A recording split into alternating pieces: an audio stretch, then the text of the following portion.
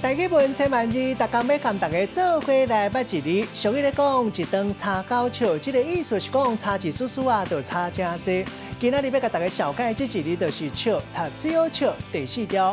读笑这是读白音，笑就是计算长度的单位。咱讲一笑就是30公分，到一笑2笑。另外，这个笑嘛是测量长度的计时，咱讲是牛鬼笑。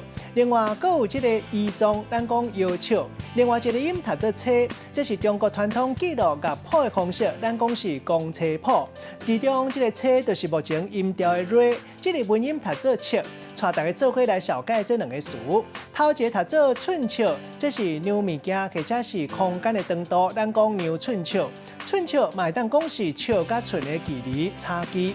第二个咧是一顿差9笑，字面的意思是讲一顿是10笑，结果佫差9笑，意思是讲佫差真济，或者是讲天差甲地完全无同。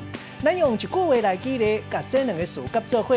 迄阵讲阿明想要买一卡沙杜啊，敢若用目睭看，完全拢无量寸笑，想讲应该是差不多。结果伫网络注文上来了后，发现一顿差9笑，差有够济。